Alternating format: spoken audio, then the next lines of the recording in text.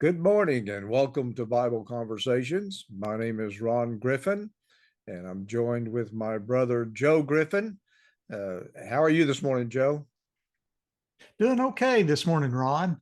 Uh, we are enjoying a little bit of winter weather out here for us, but anyway, we're doing fine, doing well, and healthy. So I guess that's the most important thing. Yeah, you were About telling me that the mountains are completely snow covered now, getting a yes, lot of yeah, snow out there. yes, it's pretty, and fortunately for me, because I've been in enough snow that I don't necessarily need to experience it on my feet and wading through it, up to my knees. But it's pretty Right. to see, but it's okay not having to be up in it anyway. So the Yeah, that's mountains right. get it. That's right. Well, here we just keep getting more rain. You guys get the snow and we get the rain from it. Same systems Yeah. comes through. Well, we've been talking about in our Bible conversations. Joe and I often have Bible conversations, and we decided to do these recordings, share with whoever's interested in the things that we talk about the Bible. And what we've been talking about for the last month is uh, evidences that the Bible is the Word of God. And we looked at several aspects of it. We looked at the unity of the Bible. We looked at the possibility and the probability of God wanting to communicate to us. And we looked at fulfilled prophecies, specifically the messianic prophecies. But today, as we promised in our last video, that we're going to talk about some external evidences, that is, some scientific facts that show the Bible. And basically, what we want to do is show some verses that give us evidence of the creator. In other words, there's some things that are statements made in the Bible that they're just statements. The Bible doesn't claim to be a scientific book. That wasn't its intention. But because God's a creator, he throws in there every once in a while through his writers things that are scientifically accurate that the writers could not have known, and we're going to discuss some of those and note as closely as possible how the things that they mentioned to be true weren't discovered for thousands of years later in some cases. The Bible, as we've noted, we know that the writings of the Bible are no less than 2,000 years old. So the things that these writers write, and a lot of the evidence is going to look at come from the Old Testament, so that they were written anywhere from 600 BC to 1,000 BC, and well, in some cases 2,000 BC. With the writer of Job, he's dated at 2,000 BC, and so how did they know the things that they state? And so we're going to kick it off by looking at Isaiah chapter 40. Joe, I want to look at verse 22. Well, actually, I think it'd be good if I started at verse 21. Have you not known? Have you not heard?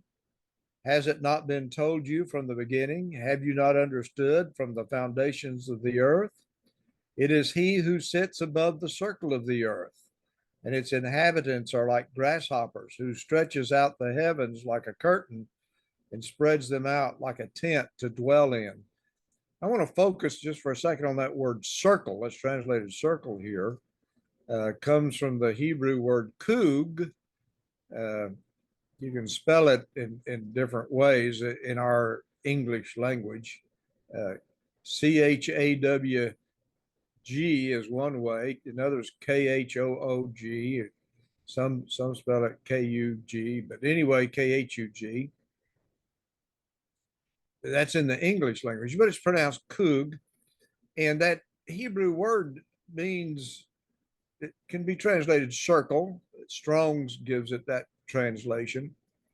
But also, they refer to sphericity, being a spheric spherical ball.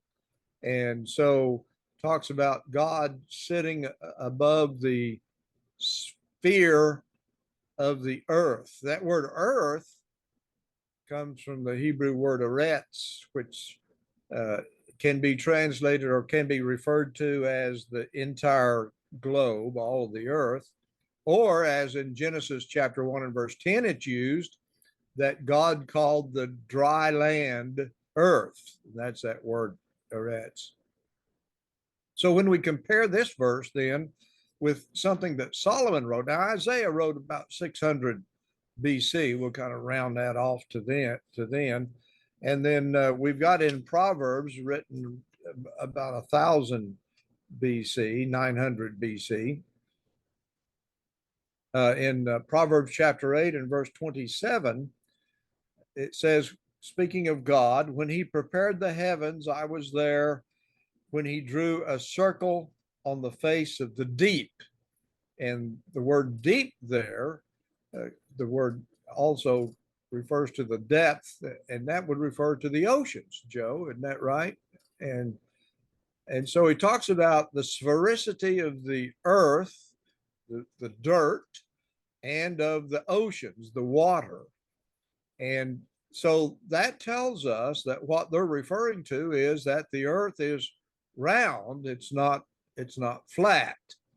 And of course, we know that for centuries, people thought the earth was flat. Aristotle actually was one of the first to believe or to theorize that the earth would be round, and he based that upon the eclipse of the moon and of the rising and setting of the sun.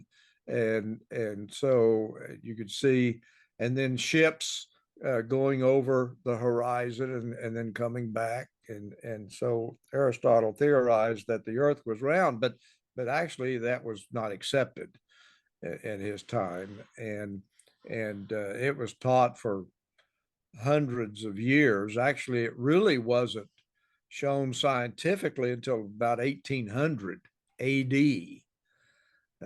With modern sailing vessels and with the sextant and various ways of measurement in the seas, that they said, well, the earth is round. People didn't sail off the edge of it like they thought they might and things. So it's interesting that Job, I'm sorry, Isaiah 600 BC, and then Solomon about 900 BC, talked about the earth being a sphere and referring to both the land and the water as being part of that.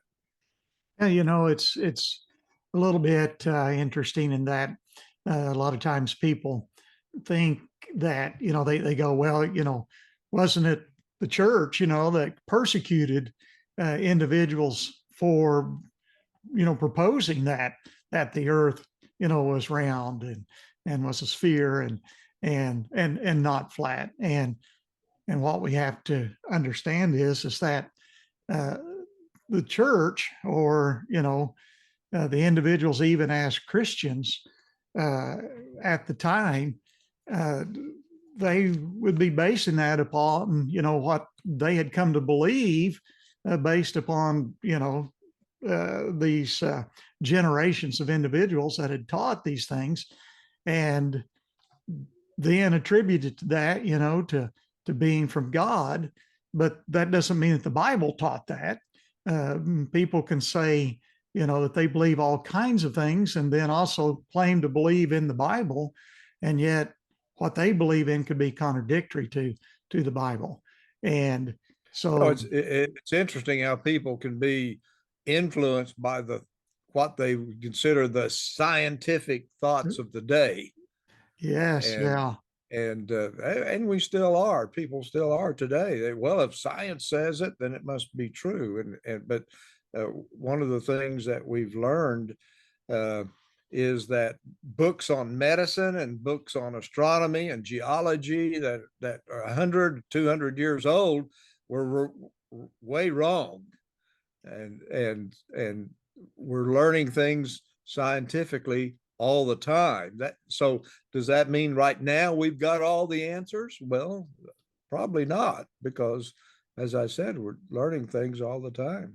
Yeah, and that's interesting what you just said there, Ron, because uh, when you think about what scientists may have concluded regarding something even 50 years ago or 100 years ago that, are in textbooks, for other scientists or, training individuals in science may have stated that those things now, have been changed. You're not still reading those same, textbooks. And so just because that's what they had concluded at that time, we understand doesn't necessarily reflect what was actually true. And it's the same way with going back into the Bible. You're not going to find in the Bible where it says the earth is flat. What you're going to find is what you just read, and yeah, it's just a mention, it's just a statement, but that's because it's not a science textbook, like you said.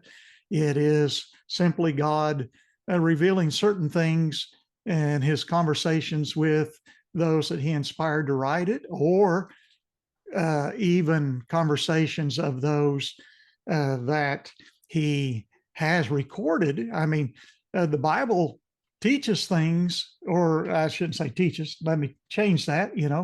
Edit that out. Yeah. but it reveals things that people thought or that they believed to be true back in their time. And God actually was condemning that. He was saying, no, that's not accurate. That's not true. And so just because, the Bible mentions people who believed in, Baal as a god, or, others, or they believed that these images represented God, that doesn't represent the truth that God knew and understood.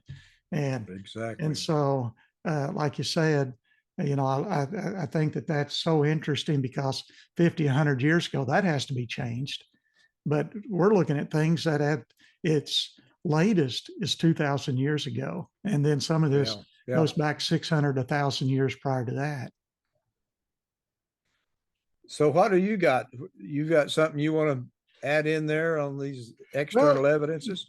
Yeah, I thought when you're looking at just the earth itself and what the scriptures reveal about things, that sometimes people go, well, no, that was known then, and maybe it was known in some respects, but it wasn't necessarily broadly known. And then why was it known? Was it known because this is something that God had revealed to them? And so, like in Job chapter 26, and in verse 7, we find that Job says, he stretches out the north over empty space, and hangs the earth upon nothing. I'm going to do the second one first there. But okay. He says he hangs the earth upon nothing. Well, that's pretty interesting for a couple of reasons. One is that it doesn't have any visible means of support, Right. as he looks at it. And then just the idea of hanging it, out there. In other words, it's one thing not to have any visible means of support, but it's another to have this image that we now have of planets and of the earth, when we send satellites and such back, or out into space, that get far enough out to be able to just see the earth as that sphere, as that ball, that blue marble out there. And it's just, wow, it's just hanging upon nothing, and how is it that Job, knew that? Because at that time, there were different ideas and theories about, the earth. I think, I've heard like it rested upon a giant turtle's back, which where in the world that ever, how they came up with that. But, that's one of the ideas. And another sat on the shoulders of a giant, Atlas. Atlas, the Greek god Atlas, sat on his shoulder. Yeah. And so the point is that Job's not, well, I guess maybe in one sense he is kind of giving a science lesson here, but that's not what he's not trying to teach science. Right. He's doing exactly what we're doing, and that is one is identifying the magnificence of God, Right. that God was able to do this. But now we're looking at a writing, that's thousands of years old and stated at a time when that wasn't, the general understanding of, the earth and hanging there Right. on nothing. Right. How do they know that? He just states it as a fact. He doesn't argue the point, Right. and he's not trying to prove anything. He just states as a fact that this is what God did. Yeah. Well, in Job 26:7 there, we read even prior to that when it says, and he stretches out the north over uh, empty space.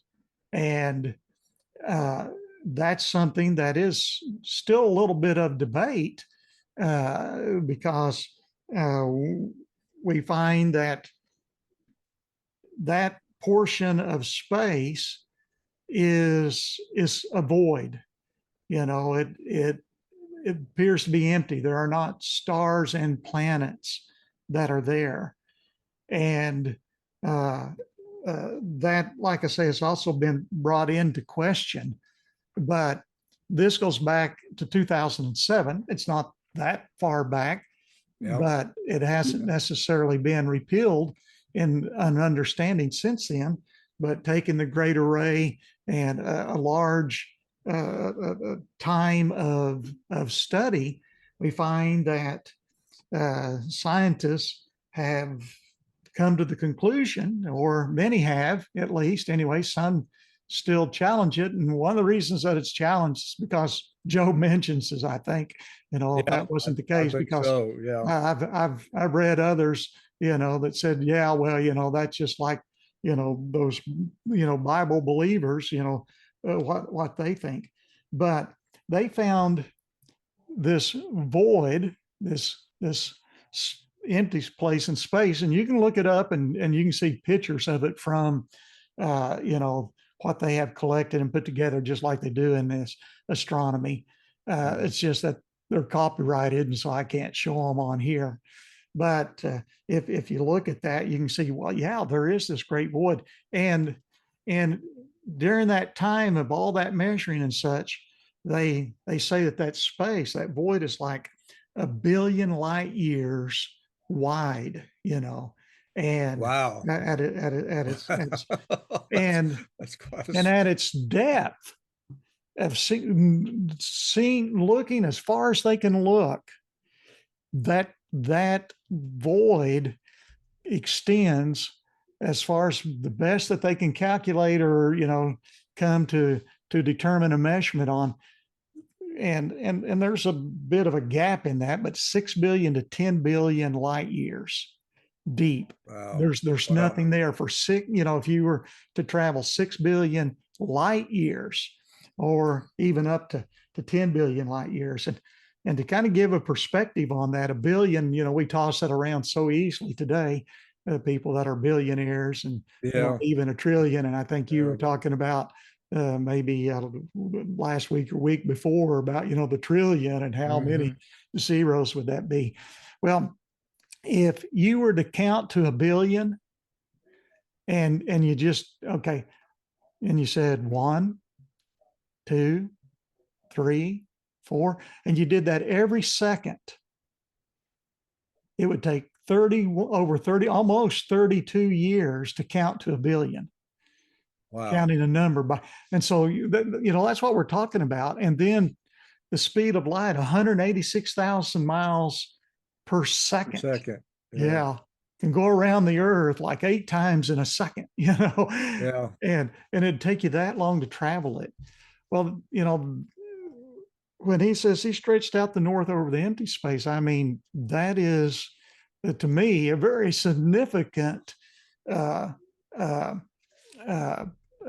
amount of void. And you think about it, why would Job say that I mean, if they didn't have telescopes or anything, he's just looking up at the sky. If you're just looking at the sky with your naked eye, there's a lot of empty spaces. Right, right, It's not one big solid light. right. Uh, why would he even say that? And only the creator could have known that. That's right. And so I have, and I'll share with you, some of the, well, at least really the objection to all of this. And some go, well, there's not a big hole. That's the title of one of the scientific articles. This big hole in space. They go, well, it's not really a hole.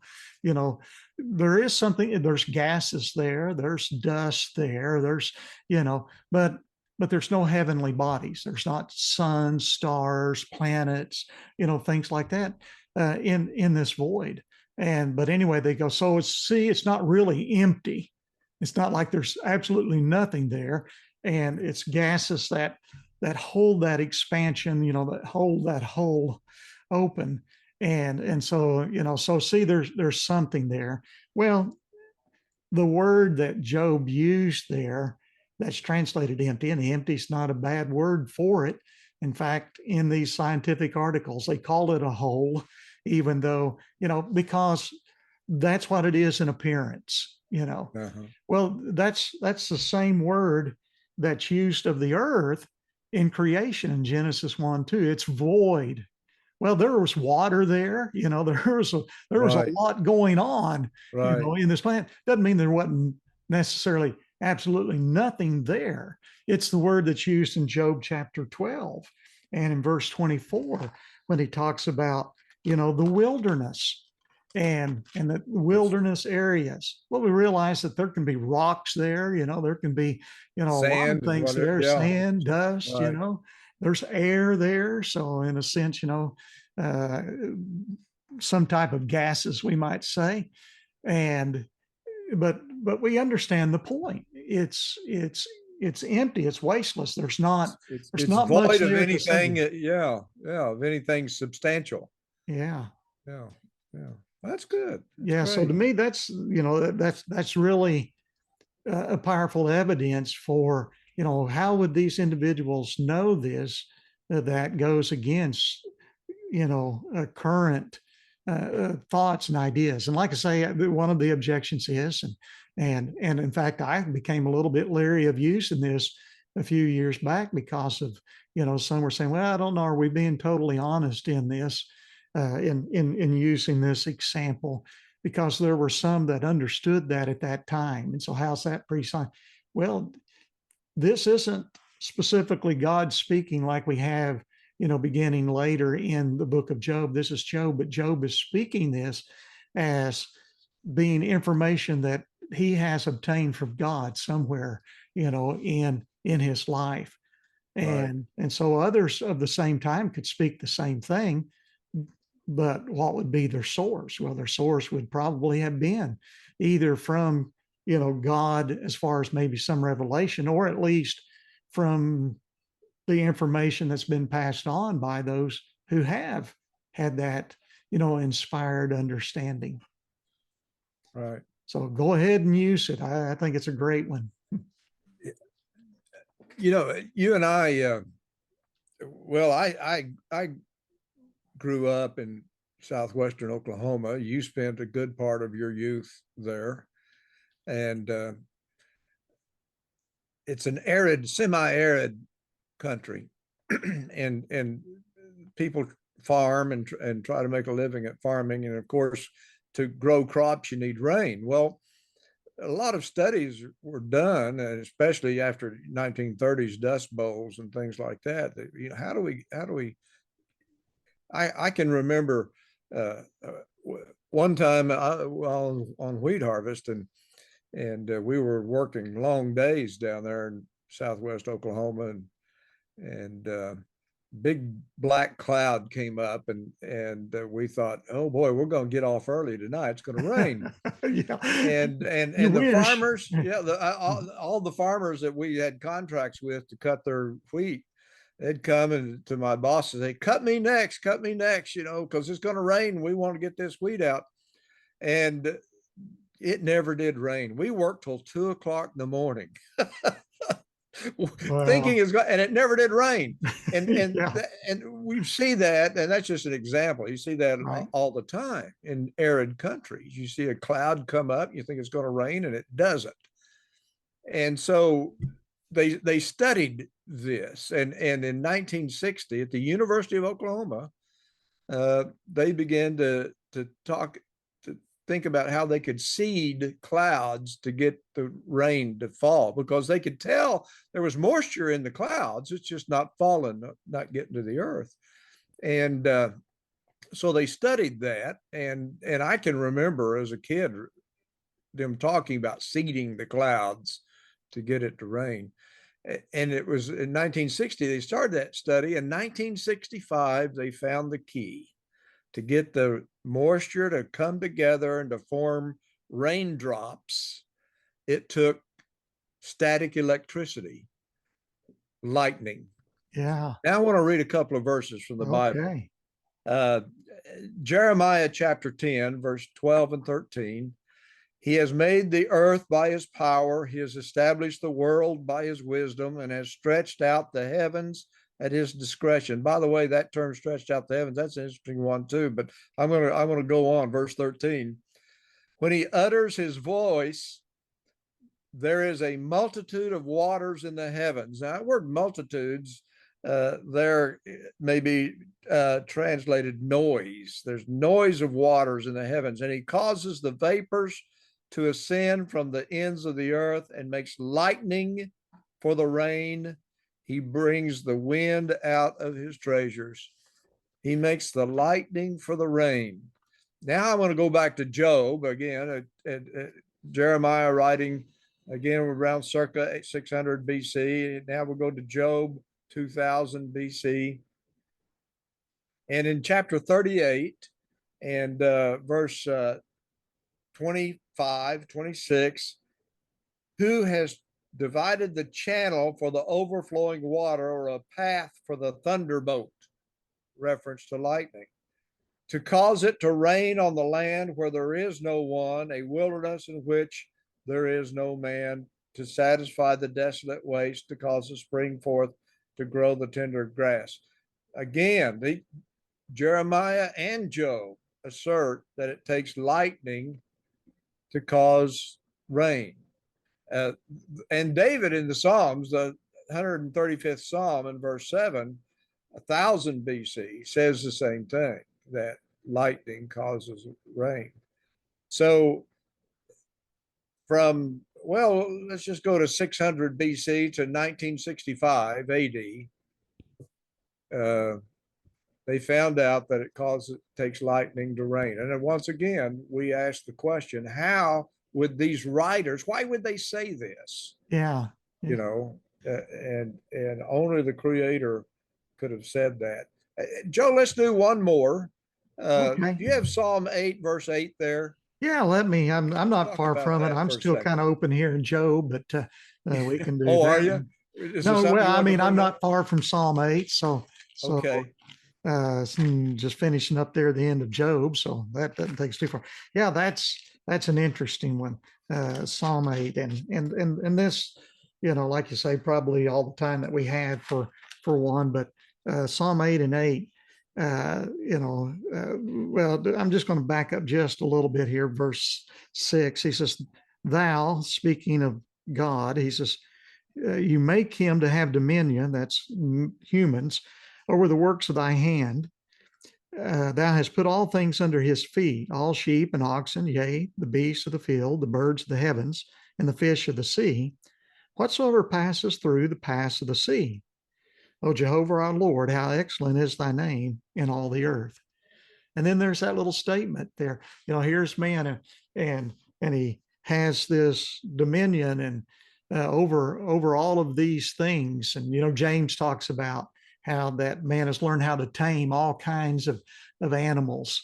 Even those that are much stronger, more powerful than us, we can tame them. We can bring them, under control.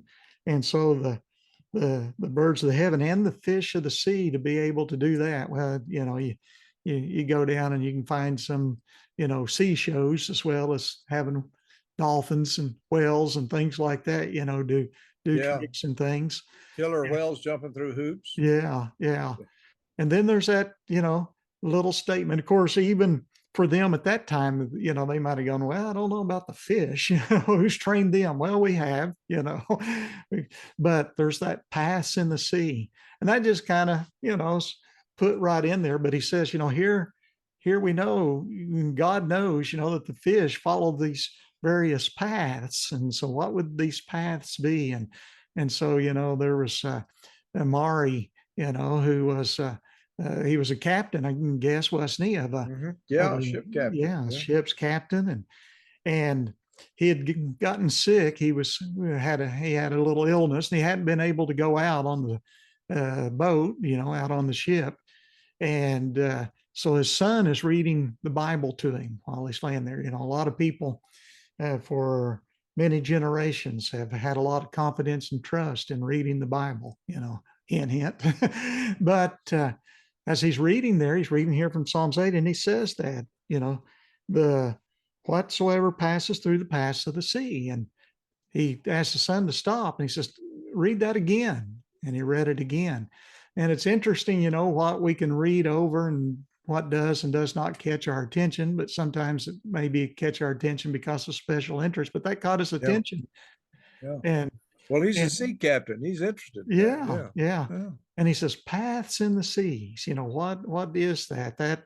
He says, what the Bible says are there. He says, they are there.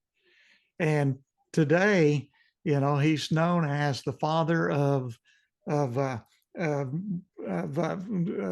do you Pathfinder of the seas. Yeah, Pathfinder of the seas. Yeah. There's even a statue to him, and he's got a Bible in his lap. You can look that one up too, and find a picture of that. But you have to find a picture. I think the statue's been removed recently. yeah, there was. Through, it was at least defaced. All the statues. Yeah. So he charted the seas, and today, the sailors navigate by those charts. They've added to them as they've charted and learned new channels. We now know that there are large mountains and valleys, in the ocean, and there are currents that pass through those. And there are even places where fresh water, springs up, from the floor of the ocean, and just things that were like, well, we've discovered this. And we figured this out. Well, we're created in God's image, and he's given us this intellect. But then we find, way before we discovered all these things and figured them out. In fact, one of the impetus for discovering and figuring all this out was the Word of God. That's right. It says there are paths in the sea. That's right. Yeah, it's an amazing thing. I mean, all these scientific discoveries we've been talking about. If they'd just read the Bible, of course, sometimes we don't understand some of these things until we do understand them scientifically. Then we say, "Oh, yeah, it is in the Bible." Right. Otherwise, we're reading it and we say, "No, I don't really know what that means," but we go on. Right. Well, I tell you what, Joe, we've kind of run out of time this morning. We try to keep. Well, I enjoyed our conversation. We could go a lot longer. Mhm. Actually, let's kind of pick this up next time. Okay. Next week, and follow up with this, because I've got a couple of more I'd like to share at least. Yeah. And talk about them, and then I think it'd be a good idea after that, maybe we can start talking about maybe how to study the Bible and how to establish Bible authority and some of those things. But actually, we may actually spend a couple of more videos on this. To me, it's just fascinating, and who could have known these things besides the Creator? That's our premise. Yeah. And to show that the Bible could not have been written by the mind of men shows what the Bible claims, and that is they wrote by inspiration from God, the Creator. But Joe, thanks a lot today. Yeah, well, It's thank been, you for your time and work. And I love this. This is fun to me. yeah, yeah. Uh, but Maybe our I, grandchildren will care about watching it, but I yeah, bet some others would watch this as well. And one of the ways to know we're seeking to produce, and so far we've been able to produce a video a week of these conversations. We're going to cover many things Bible and God, spiritual understanding of things, but. One of the ways to kind of keep track and to know where we are and what you might be able to hear a conversation on would be to subscribe to the channel. right. Not doing It, that to try to get the views up to make money or anything like we're that. not monetized. Yeah, No, yeah. This no, is just our passion, our interest, right, and and there's just so much uh, opposing the Bible. The Bible reveals there's an adversary to God and man, yeah, and he brings all kinds of opposition and causes people to have all kinds of doubt. And so many people that have doubt, and even so many people, Ron, I think, that have unbelief, are that way, not because they have proven it themselves or because they have looked into the Bible and found it to be a farce. It's just simply because someone has said so and they haven't investigated, and that's right, all we're trying to do is create an appetite, a thirst right, for right. finding out for yourself. I mean, these are important things. If this is the mind of God, what more important thing could you really discover in life than that your creator has spoken to you and he's given you this letter, this book?